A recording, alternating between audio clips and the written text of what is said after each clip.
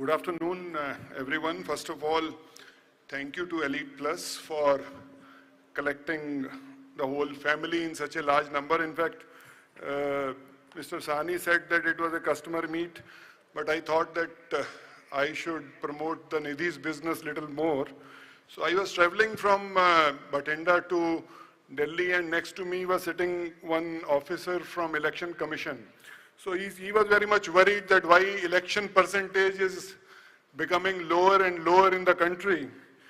So he said, we were discussing, so I said, I have a solution that instead of all the Bollywood and cricketers, why don't you hire a lady who can get you a 120% kind of attendance in a conference. He said, no, we have EVM, so we want to restrict to 100%. So I think, Nidhi, why are you spending so much of time on injection molding?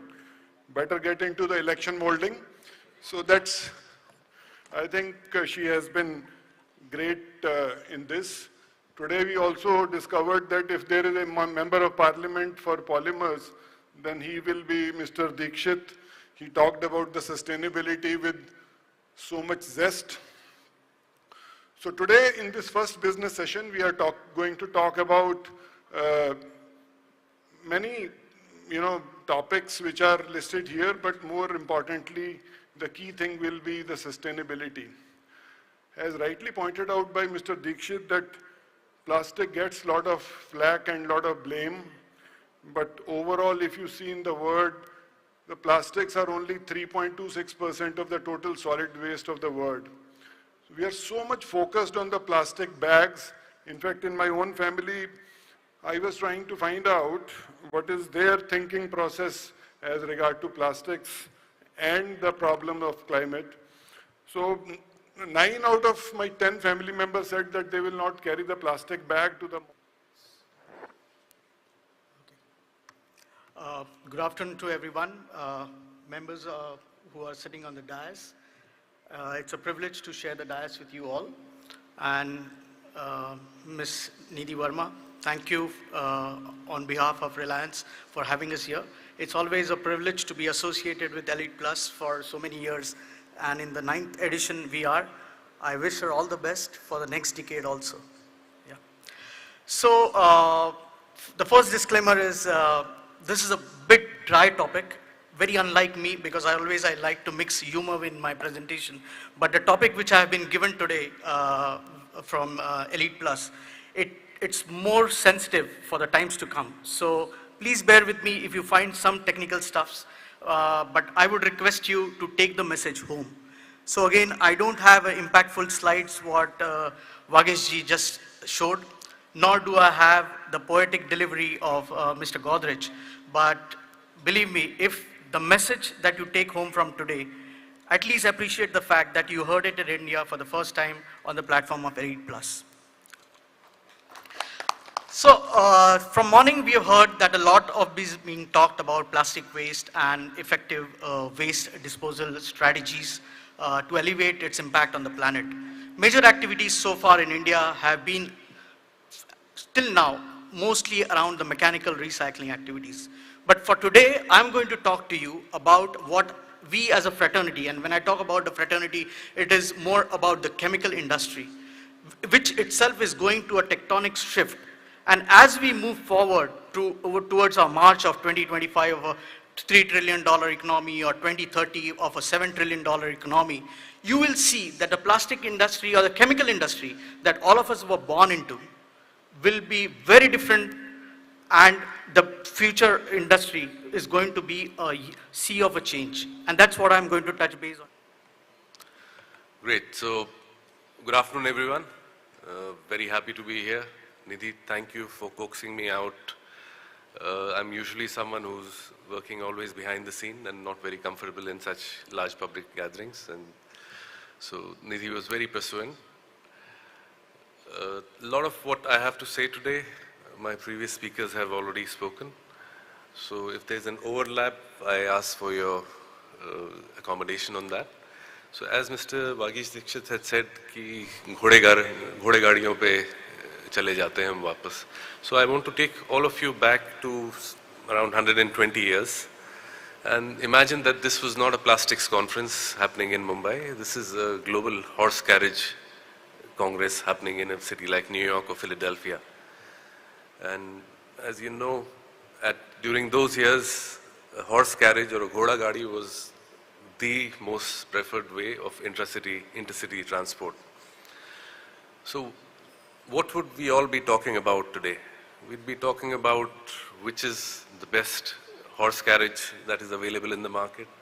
What is, the delegates would be from maybe you making horse feed, you're having stud farms for horses, horse carriages, a horse seat. And that's what we'd be discussing about, that how do we bring in better production techniques, better mileage of the horse. And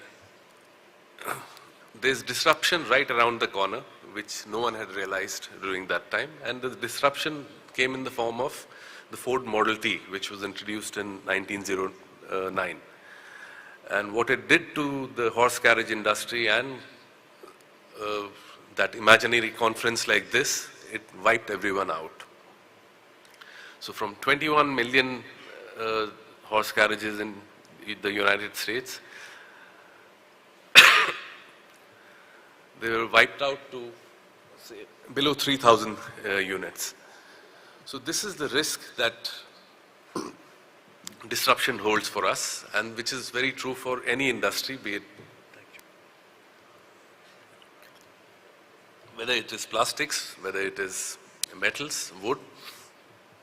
And this is what we need to watch out for. But I want to bring forth Plus for giving me the opportunity to present some of our work at this prestigious conference. And today I want to take you a little bit away from the mass and large volume type of products into the area of polymer additives, which are not so much in today's headlines, but continue to gain attention technically as well as commercially. And what I'm going to talk about is the NIR absorbing pigments. And I want to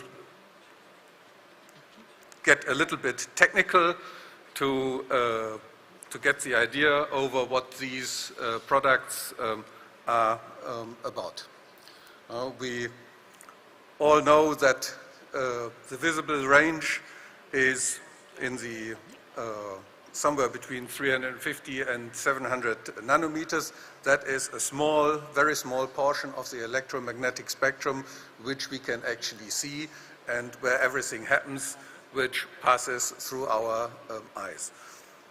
Obviously, the sunlight consists of much more. We have a UV part which gives a